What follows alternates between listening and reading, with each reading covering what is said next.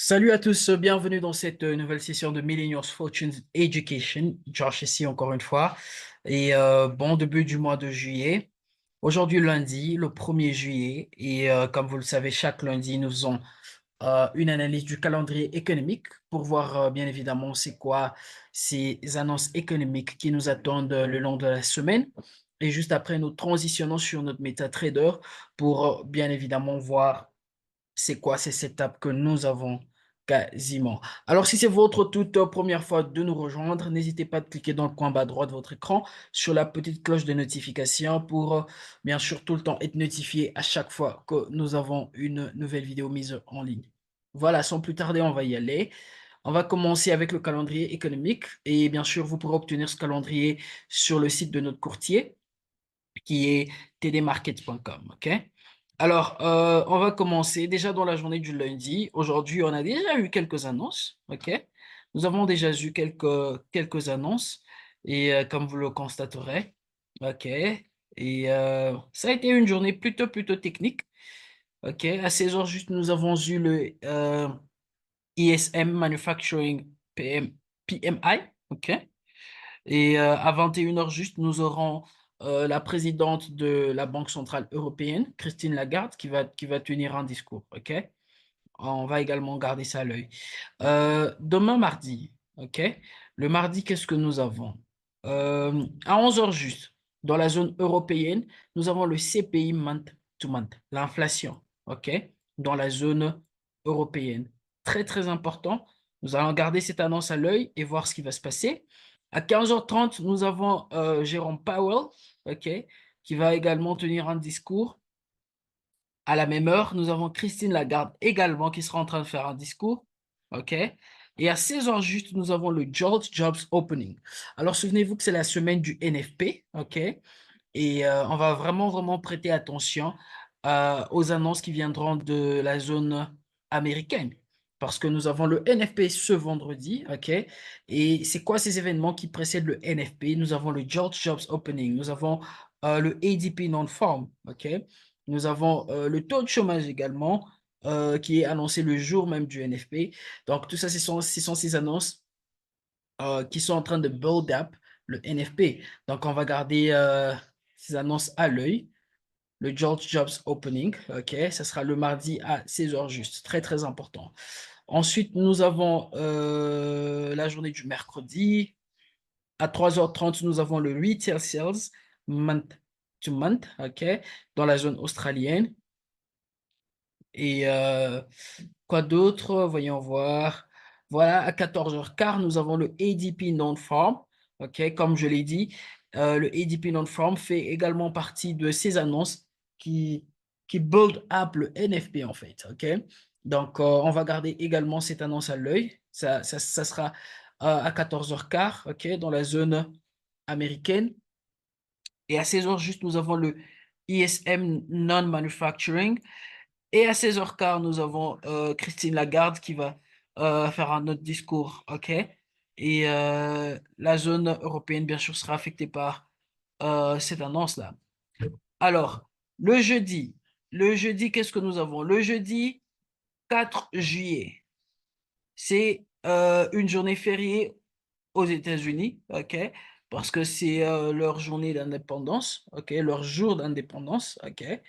Et voilà. Ce sera toute la journée.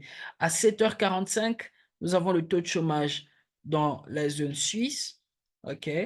Ensuite, à 8h30, nous avons le CPI venant toujours dans la zone suisse. OK. Très important. Donc, le jeudi, le franc suisse sera un petit peu mouvementé dans la matinée. OK. On va voir ce qui va se passer. Et voilà tout pour le jeudi. Donc, ce sera également une journée plutôt technique, hormis ces annonces sur le franc suisse. Et bien évidemment, le vendredi. OK, le vendredi, vous allez remarquer que nous avons jusque-là, voyons voir. À 11 heures juste, nous avons le Retail Sales Month to Month, OK, dans la zone européenne. Et à 14h30, nous avons l'annonce, le Employment Change, OK? Et à la même heure, nous avons également le taux de chômage qui sera annoncé dans la zone canadienne. OK? Le dollar canadien sera affecté Et la même heure, à la même heure, 14h30 aux États-Unis, OK, nous avons le taux de chômage qui sera annoncé et nous avons finalement le NFP, très très important. Et bien sûr, nous avons cette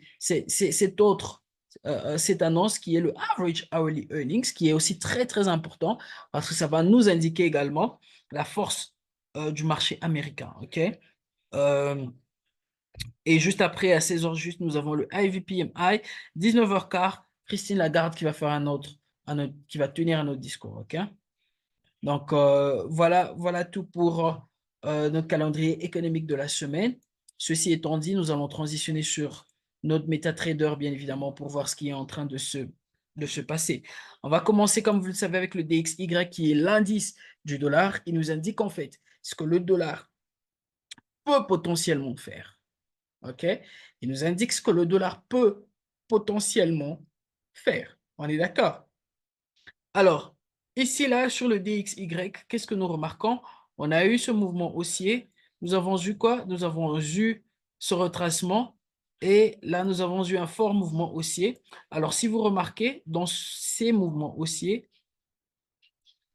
on a eu ceci, là. OK?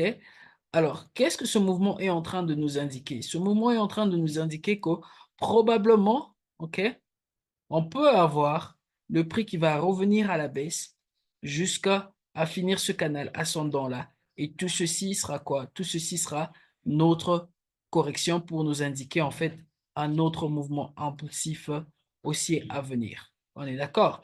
Donc, on va prêter attention sur comment est-ce que le prix est en train d'évoluer là sur le DXY. Pourquoi je dis cela? Parce que nous avons ce canal ascendant qui s'est développé après un mouvement impulsif aussi, OK? Donc, ceci-là est en train juste de nous indiquer en fait que potentiellement, on peut avoir un autre mouvement baissier à venir, OK? Donc, ceci étant dit, vu que nous connaissons maintenant ce que le DXY est en train de nous faire, on va jeter un coup d'œil sur Euro USD parce que là, nous avons eu quoi? OK, vous allez remarquer en fait que là, nous avons eu cette petite correction. OK? Cette petite correction, la correction de ce mouvement impulsif haussier. OK? Alors, qu'est-ce qui pourra se passer là? Ou d'ailleurs, je prendrai tout ceci. Vous voyez ce mouvement haussier? On a eu sa correction là. On est d'accord? Alors, potentiellement, c'est aussi une probabilité. OK? Il se peut que le prix reparte à partir de là qui repartent à la hausse. C'est également une probabilité, OK? Voyons voir ce que Euro USD est en train de nous faire.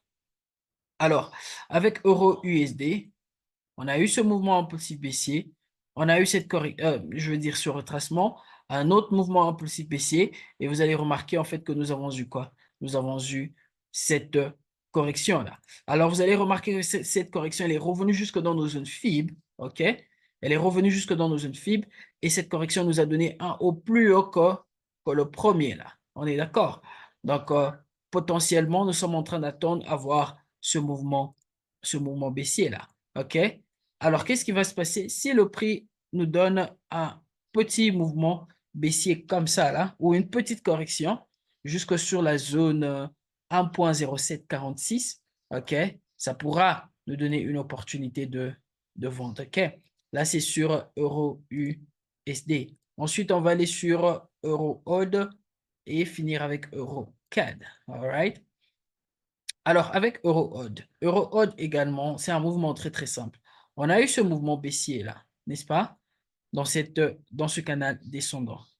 Le prix est allé à la baisse, il s'est retracé, il est allé à la baisse, il s'est retracé un tout petit peu et là il est allé à la baisse pour nous créer un nouveau bas. OK? Mais regardez comment le prix est en train de se développer. OK? Il est maintenant en train d'aller à la hausse, mais de façon structurelle. OK? Comme vous le remarquerez là.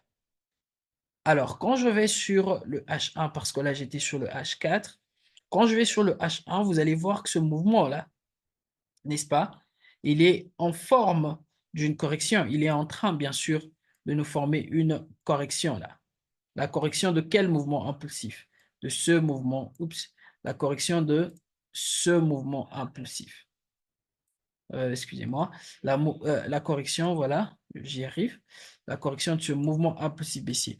Alors, qu'est-ce qui se passe? Ça nous indique en fait que si nous avons un petit mouvement qui revient comme ça là, OK, qu'est-ce qui va se passer? Le prix, il va aller à la hausse, OK? Et il va aller à la hausse, probablement tester cette zone de résistance, OK?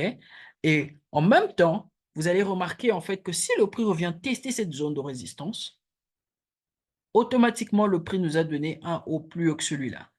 Et ça va nous former une correction complète, la correction de ce mouvement impulsif baissier. OK?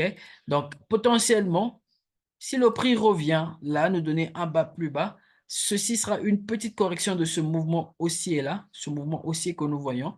Et nous allons prendre un achat seulement sur le court terme, jusque sur cette zone de résistance.